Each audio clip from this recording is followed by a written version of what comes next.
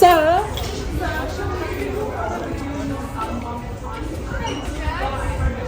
she ran away. Sorry, Kaylee. No, you're fine. I'm just going to read through his one because he was blinking at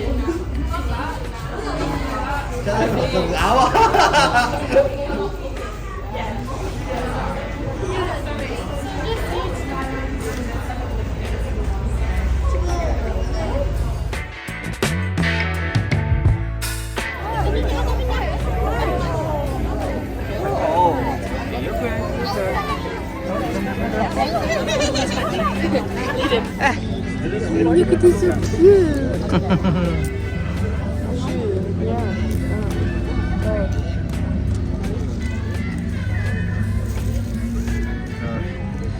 He's telling her, come on, I want some food.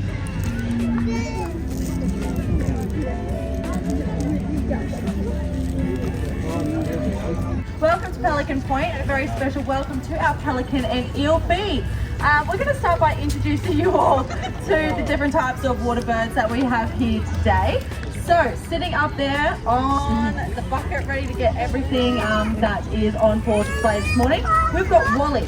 So, Wally is a type of cormorant species, very similar to these black and white ones down below that look like this. But they are a little pied cormorant, so a little bit fluffy. This one down here that looks just the same but a little bit more streamlined in its appearance. This is just a pied cormorant. And then we have our little black cormorants as well. So all under the same umbrella of cormorant species, but little subspecies as well. Now typically you can see cormorants diving from above the surface of the water down below to catch their prey. We then have our Australian ibis, or the local bin chickens as some of us know us by. This beautiful individual here in the water, this is Derek, he is an egret. So we might see if Derek wants a little fish. He's a little bit skittish. But here we go, Derek. Oh, she's gonna have to. Go, Derek, go. Oh, cormorants are on their game here today. We'll see if Derek wants a bit of a fish later on. But of course, the star of our show, where is she? She's paddling out into the distance over there. That is Line, and she is today our ambassador for our Australian pelicans. Now she will come back. She just had a couple of fish and just goes for a paddle. Usually she returns. But while she's sitting out there, I'll tell you a little bit about her before she disappears behind the bushes. Line is a resident pelican. She was found back in the late 1970s with fishing line wrapped around her wings. Now, due to the severity of her injury, when she's got her wings fully stretched out, the right wing is significantly shorter than the left, and that's because she did have to have the tip of that wing amputated due to the severity of that injury. So unfortunately, she has lost the ability to fly around. So she lives here on the lakeside, but we like to make sure that at 10 walks each and every day, we give her her big breakfast for the day, fuel her up, ready to go. I mean, look at her, she's getting some speed up on the lakeside right now. So we do like to make sure that we give her all the fish that she wants and desires for her day to start. So she needs a really big wingspan to be able to get her up out of the water. And with that massive wingspan, they really can travel on big distances. Getting high up into the thermals, they travel for hundreds of kilometers. But when we look at a pelican, without a doubt the most characteristic feature is the elongated bill and that massive throat pouch. So it's very important for how they feed. Sitting out on the water side, what they'll do is they'll plunge it down, they catch that fish in that bill, which believe it or not can stretch out to hold up to 13 litres of water, who have already given themselves away. So we're going to try, see if we can try and get them up for you to have a really good look at them here today. I'm sure you already know what they are because they really did show off themselves before. Here they go again, making some breakfast in the water. But we're going to try and get them up for you guys to have a look. And hopefully, fingers crossed, I'm going to be able to feed the eels and not the ibis. Sorry, that's enough. So these are our short-finned eels, and these are the ones that you'll commonly find around the coast in freshwater systems. So, coming up out of the water, they are showing themselves off in all their magnificent glory. I'm standing on the water's edge here today. Oh my goodness. standing on the water's edge here today because eels have very poor eyesight. So they rely, look at this big one, they rely on two other sensory adaptations to find their food. So a very keen sense of smell, but also a sense of being able to pick up a vibration along a water's edge. So that's why I'm standing away. It's not something that's trained into them, it's just what they know how to do. Now I'm also feeding them with a pair of tongs today because I do value all 10 of my fingers that I have. They have very sharp serrated plates on their mouth, in those jaws of theirs. So when they grab onto a piece of food, they really do have a really good hold on it. They almost have a lockjaw effect too.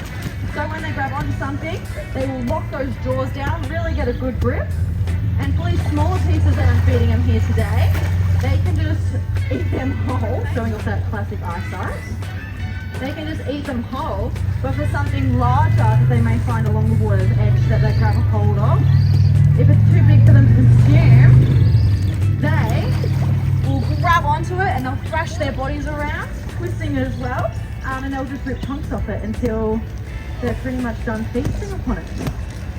They are a scavenger species. Woohoo! They're a scavenger species, so they'll happily just feed on anything that's already dead or dying on the side of a waterbank edge rather than having to exert the energy of tracking down live prey items and grabbing a hold on. But in saying that, if they find a really live prey item on the side of the water edge that's really easy to grab onto, they will most certainly go for it as well. So they really are an opportunistic feeder. Now coming up out of the water as well, they're showing off their incredibly muscular body. Ooh, just like that, right on cue. So they can actually use this muscular body to come up onto the land.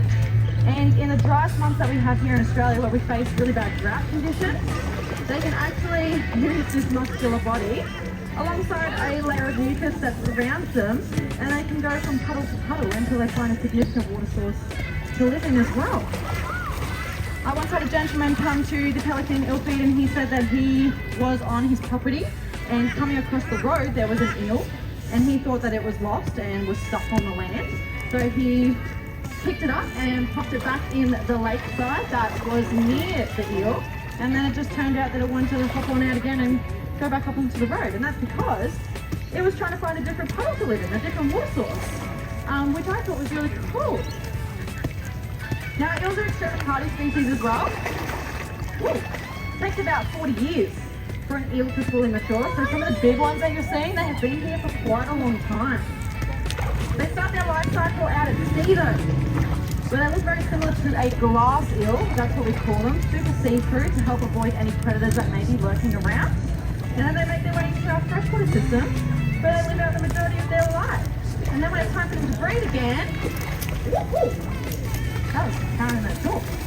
when they come to them breeding again, they'll actually head back out to sea and they start the whole process again, which is really, really interesting and cool as well.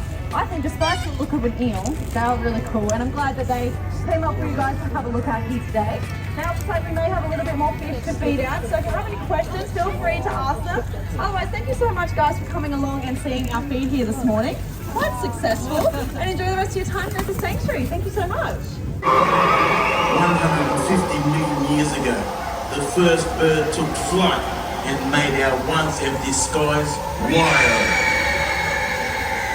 A mere 6 million years ago, the first human created the first footprints on Earth. How are we all doing? Good! Oh, come on, we need a little bit more love than that. How are we doing? Awesome! Well, welcome to Currumbin Wildlife Sanctuary, and a very special welcome to our Wild Skies Free Flight Bird Show. My name is Georgie. My name is Dave. But more importantly, we're going to introduce you all to some incredible feathered ambassadors. So cast your eyes up to the skies. We're going to get them to showcase some of their dynamic displays. Starting off the show this morning, we have our incredible black kites, and their names are Athenbrook.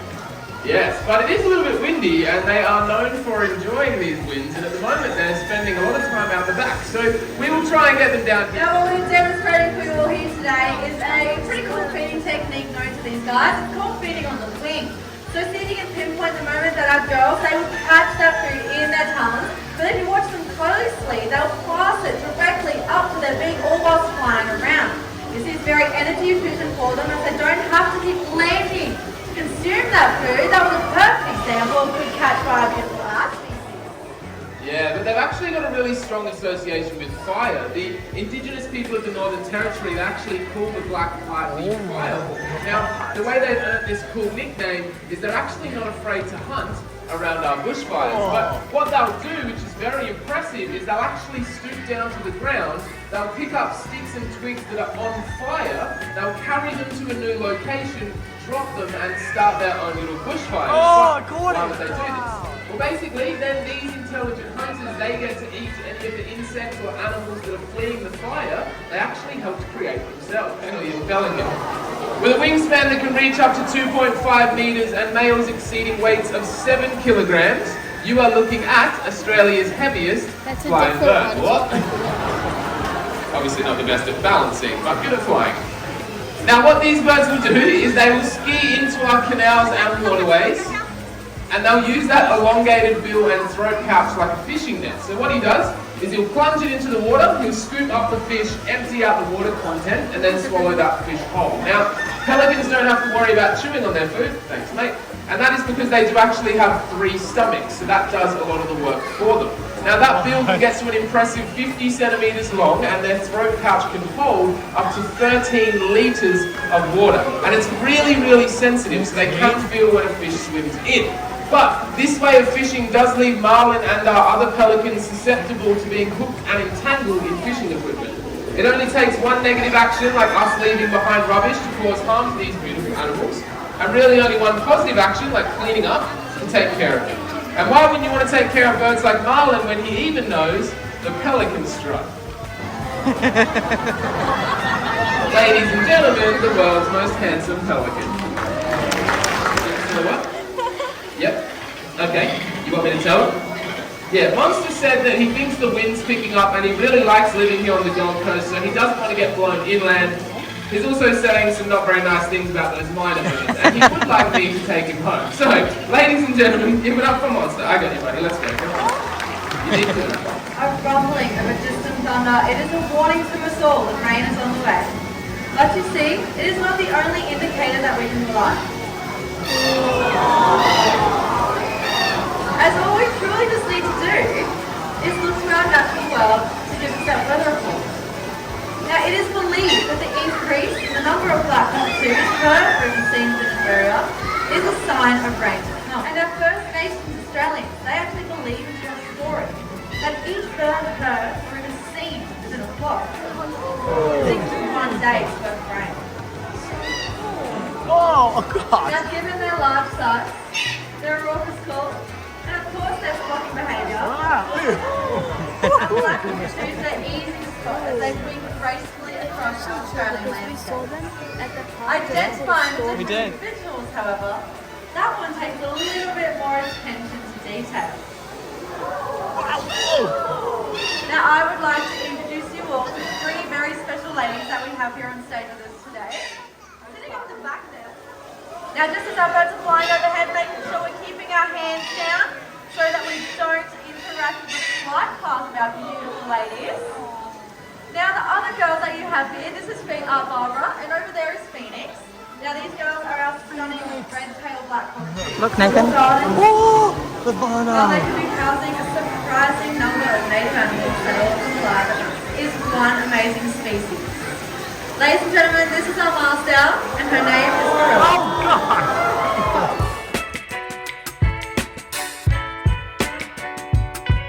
This like shape face that they have. This is going viral on the top of my head. Down towards the asymmetric. Our possums are what are known as keystone species.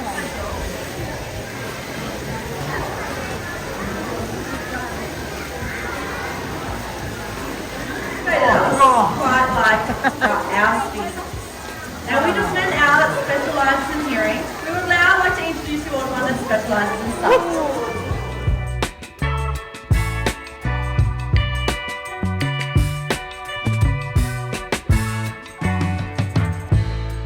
What is interesting is their companions can hear them making that call. Remember, 6 kilometres away. Now they cannot hear their companion call.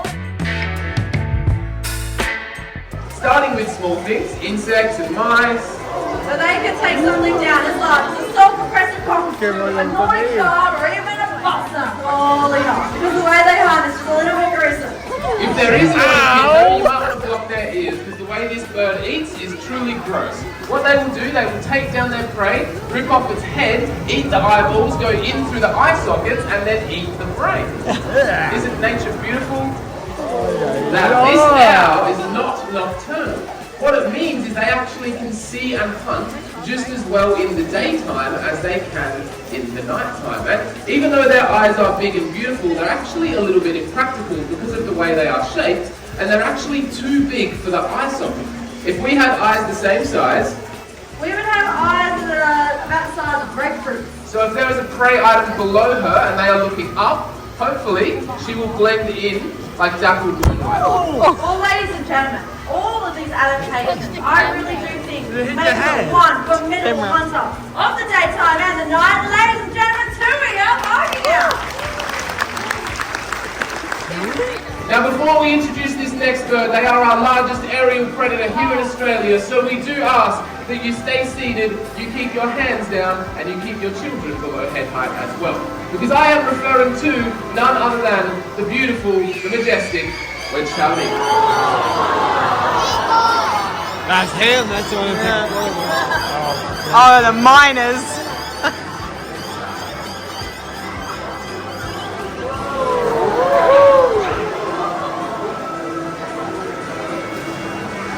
Oh my god, it's beautiful. That's what I'm taking a photo of, guys.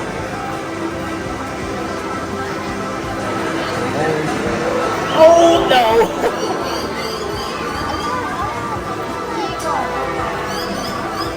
That's the big and scary one.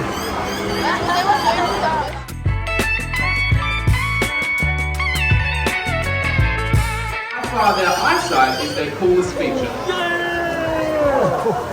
They can see 8 times more detail than we can.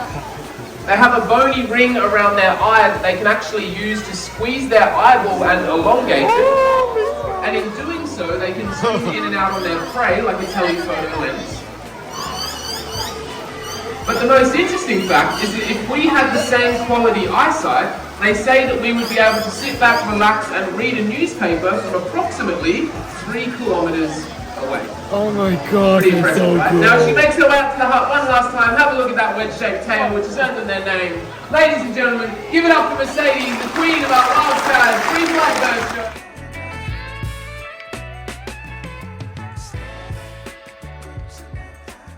The Indigenous people of Australia are leaders of cultivating the land, all whilst coexisting with it. But it's only today that we're beginning to understand the richness and importance of those cultural truths.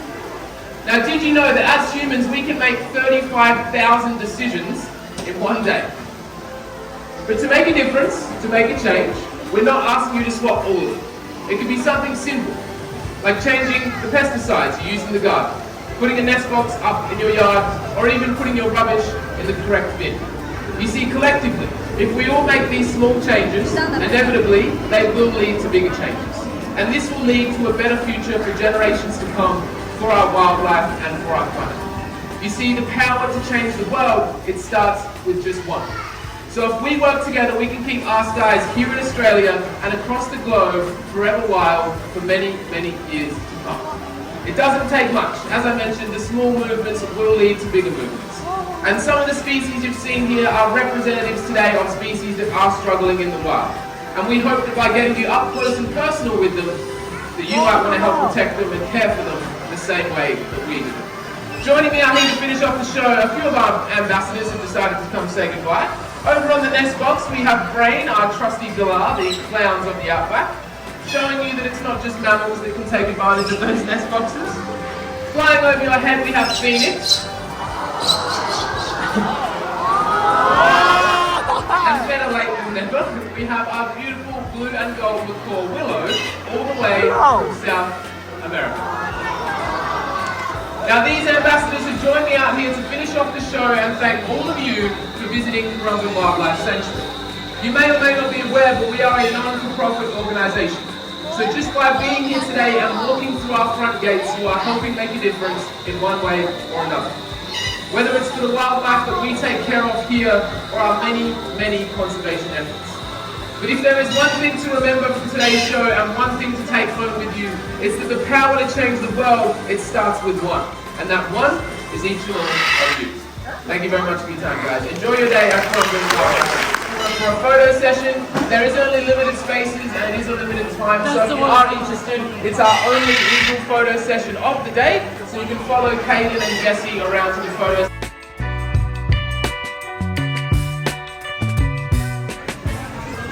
So I'm about to take a photo with the whiz-tailed eagle.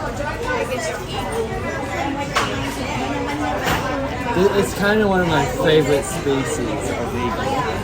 Like, bald eagles are not my favorite, Dad. This is it. Bald eagles are bad. Wow, they're majestic. I just doing a little happy dance. So majestic. And is specific item destruction.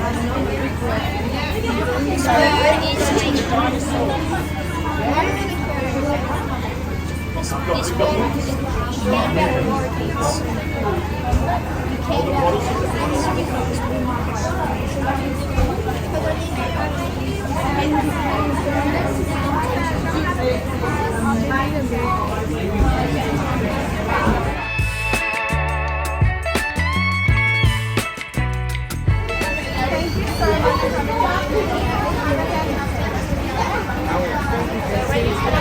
it all 61 now? 74.5 and the male red kangaroo. The team will see about 15,000 sick, injured and orphaned animals every year, and unfortunately that number is increasing by about 1,000 patients annually. Now, but we also take care of those animals that live here at the sanctuary. So just down to your left-hand side there, that end is dedicated to those animals that live here, our animal ambassadors. We've got 1,000 animals that have access to optimal care. But then from this consult room down to your right, this is all dedicated to our wild patients that come through our front doors. And with us, we have an incredible team. Our vet running the case for our patient of the day is Tina, and then Candice is currently our vet nurse. She's the one who's got our patient in her arms there. And our patient is a koala, a male koala, who was actually hit by a car late last night in a construction zone at Talabudra, and he was brought in by one of our staff members. So what the team have done is they've done a comprehensive workup. Essentially, they've done every single test that you could possibly think of. They've run blood work, they've done swab samples, ultrasounds, urine samples, they'll take x-rays. What you'll watch Tina do is she's actually also going to check his eyes and his ears. And the reason why they do such a comp analysis is because they want to make sure that they don't take an injury at face value. So there may be a laceration or a wound on the face, but that animal could also be suffering from a broken bone as well. So we need to make sure that we do every single test possible, so we have a really expansive understanding as to injuries that this animal is currently experiencing and the kind of treatment that it may require. So what the team has found is they have found that there is some head trauma, and you can actually see that on our patient as Candice walks him around today. What they've also done tests for is to test for chlamydia. So some of you may be aware of the devastating impacts of chlamydia on our koalas. It leaves our koalas blind and it leaves them infertile. So every patient that comes through our hospital doors, every koala patient that comes through our hospital doors can get assessed for chlamydia and potentially even vaccinated against chlamydia as well. We are a part of a very important vaccination trial, and if you want to learn more about that, you can actually hear all about that at our koala nursery talk. And we've just entered spring, so during this season, all the juveniles are coming out, the babies are coming out, they're trying to figure out how to be an animal. They're going to see an influx of patients as well.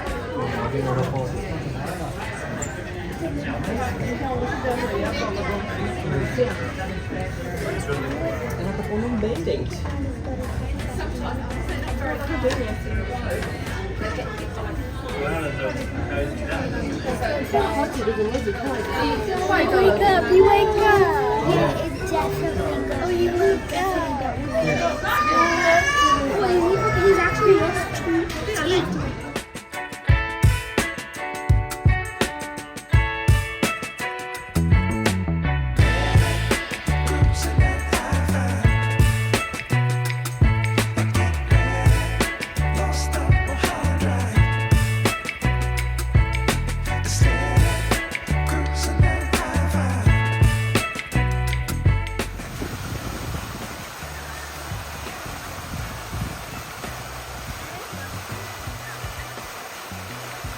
So what are we up to right now?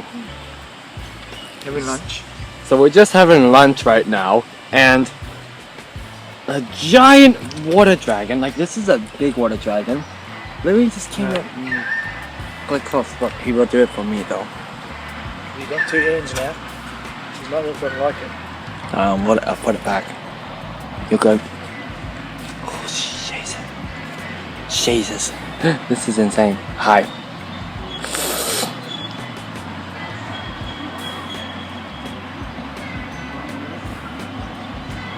Told you, buddy. That's pretty cool. And here's Tim is hips out, right? Oh my gosh, he's turning his head.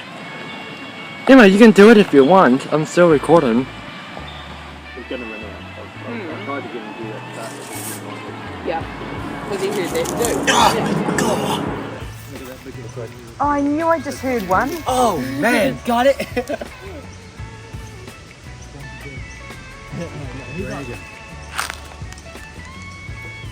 Oh wow! Camera sniffer. Around and see what he does.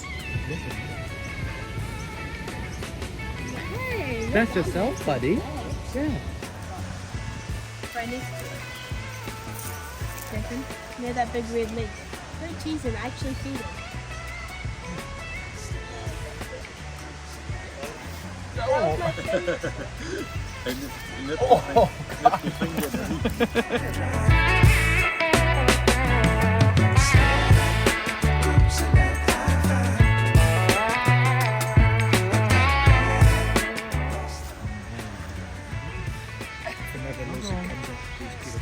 I don't think he really likes it. So.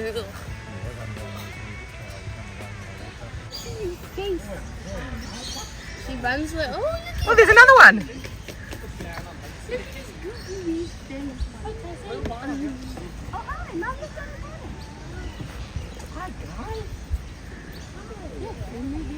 They are. Welcome, Zoo. You see them for 1 second and they're gone. Look at Oh, me. I love the vibration. He's like, lean over a little bit further. I want to get you. He's got a bald tail. People feed them obviously. He's really At the end. cute. You can tell when they hang around like that. People feed them. Oh, he's so cute. He's not so cute. Pat that and you'll lose your finger. You might even lose your That's arm. why I'm saying verbally. Because look at his wee goofy little eyeballs. I smell They're not like a humans. troll at all. Look, he's sniffing us. Just putting words in the poor animals' mouths. They're just being natural habitated animals. Oh, they're sniffing. Oh, he's going, humans. You just got him yawning. I smell humans. Oh, I don't care what you say. Come a little closer.